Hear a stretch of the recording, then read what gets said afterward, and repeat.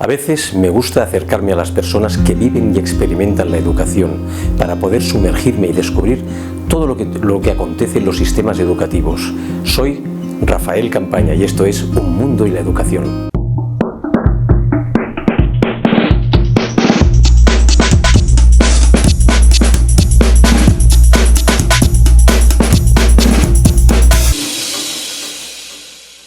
Bienvenidas y bienvenidos a El Mundo y la Educación, una semana más en esta segunda parte de cómo aprendemos. ¿Y si te dijera que gran parte de lo que te enseñaron sobre estudiar no funciona? ¿Y si el problema no fuera tu capacidad, sino el método? Mientras millones de estudiantes siguen atrapados entre apuntes, ansiedad, exámenes imposibles, la neurociencia está revelando algo revolucionario. El cerebro humano no aprende repitiendo sin parar. Aprende conectando, recuperando, equivocándose y descansando. Y aquí viene lo más impactante. Muchos de los sistemas educativos actuales todavía funcionan como modelos pensados para el siglo pasado. Memorizar rápido, vomitar información en un examen y sobre todo olvidar casi todo todos los días. Pero atención, algo está cambiando. Burning deep inside, break the chains and let my spirit rise. I'm never rebel with a cause, ain't gonna hide. Scream my truth, gonna let it collide. Soul on fire, burning through the night. I won't back down, gonna stand and fight when everyone lies the faith, the faith, the thunder.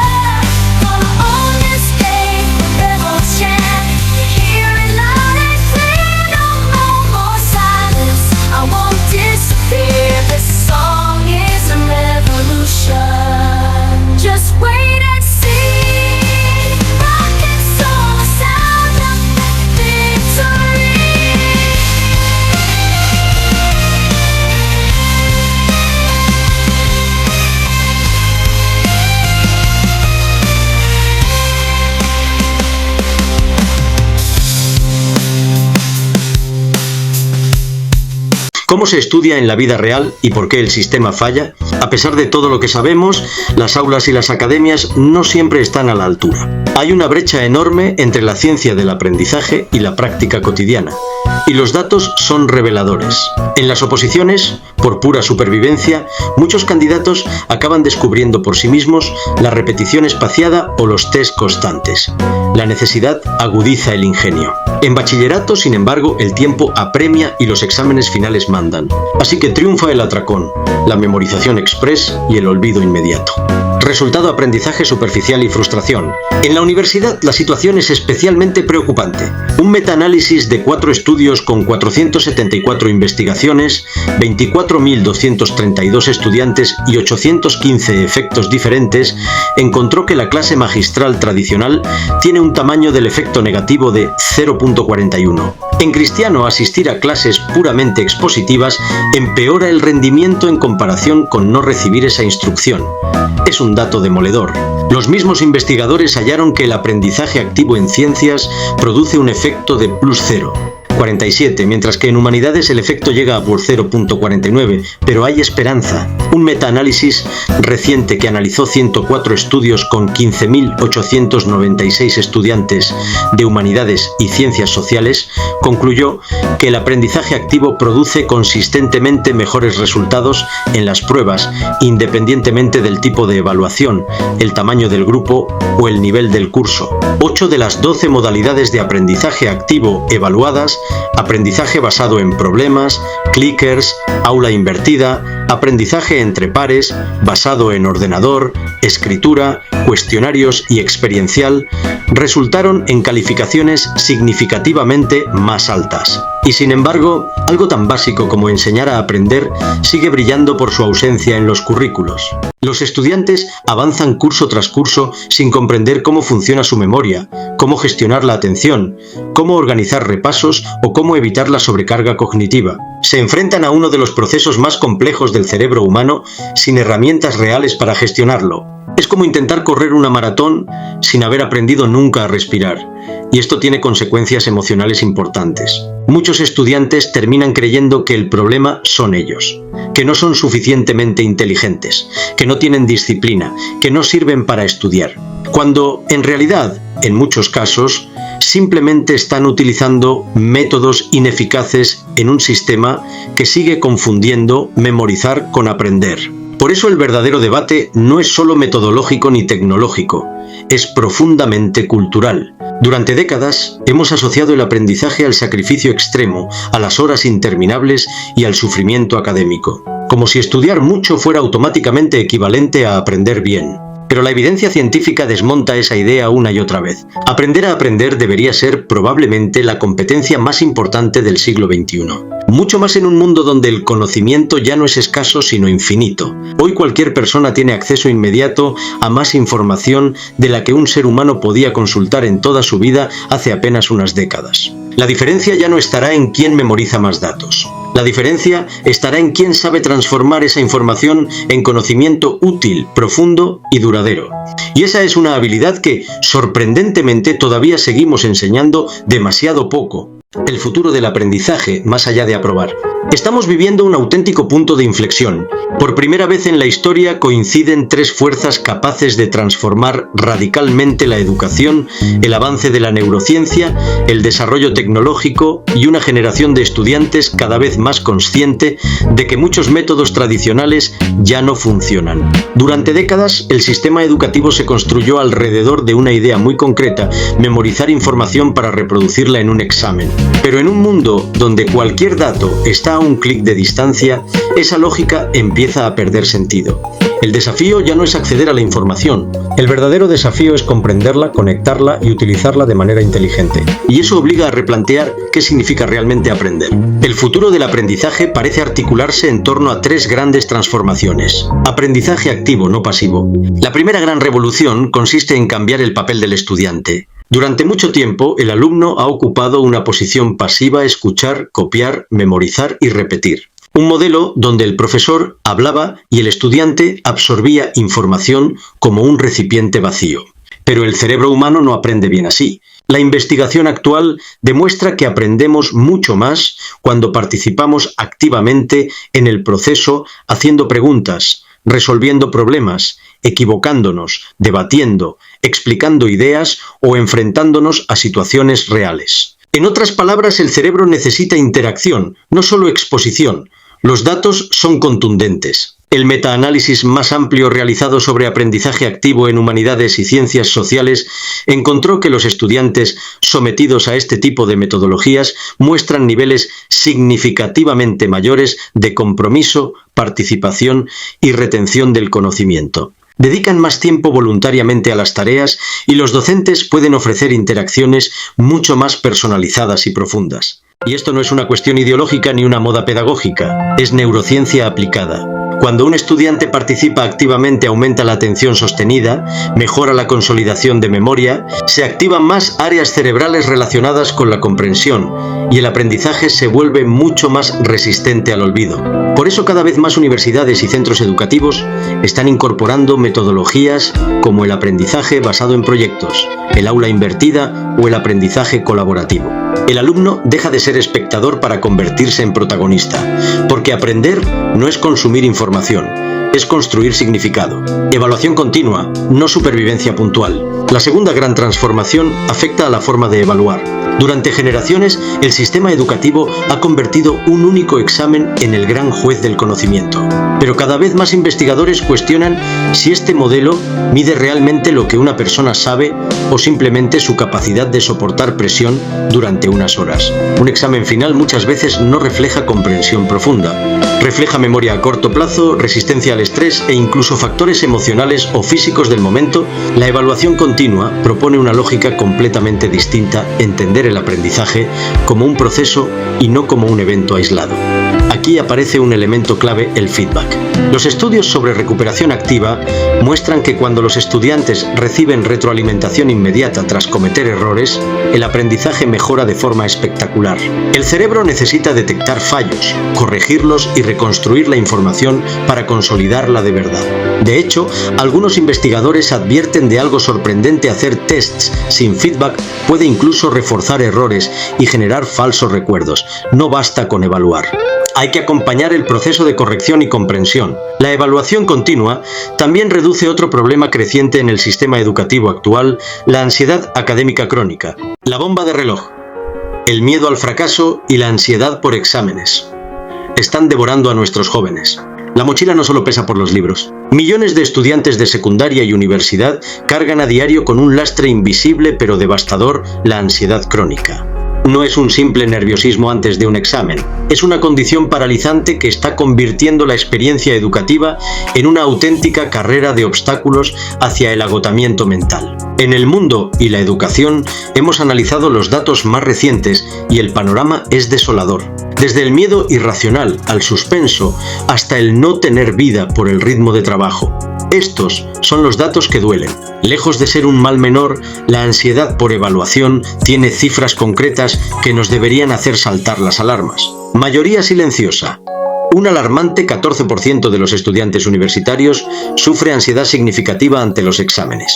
La brecha de género es evidente: afecta al 16% de las mujeres frente al 8% de los hombres. El efecto secundario.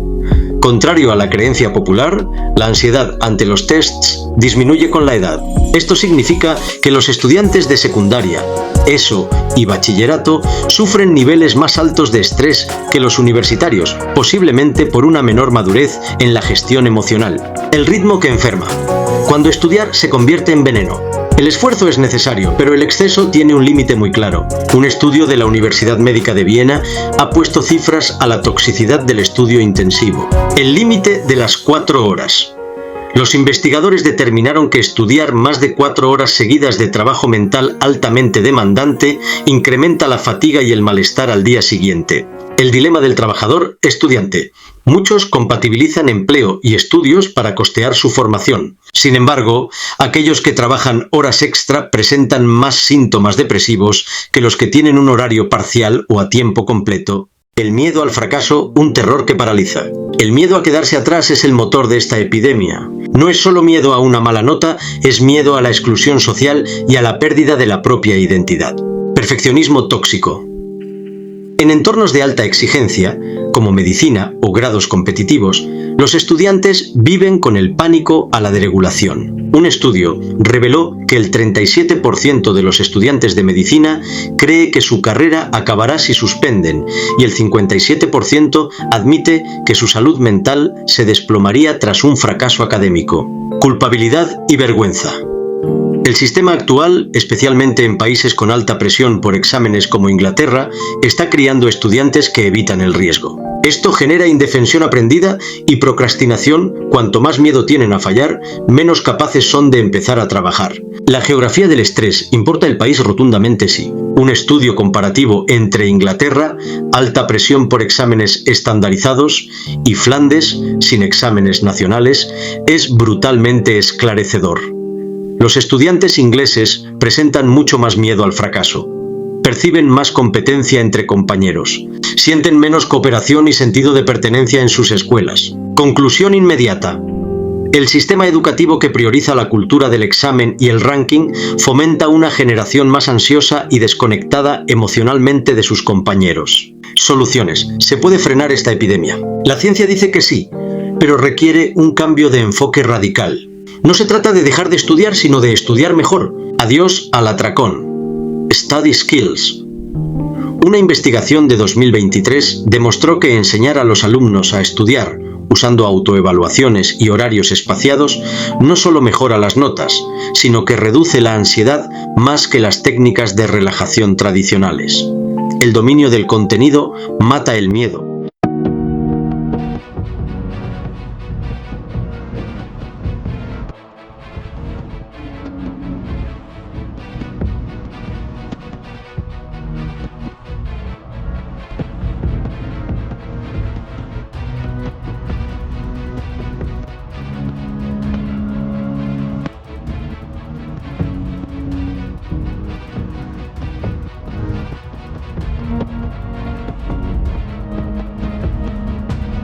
Porque cuando todo depende de un único examen, el aprendizaje queda secuestrado por el miedo al fracaso. Y el cerebro aprende mucho peor bajo amenaza constante, personalización e inteligencia artificial.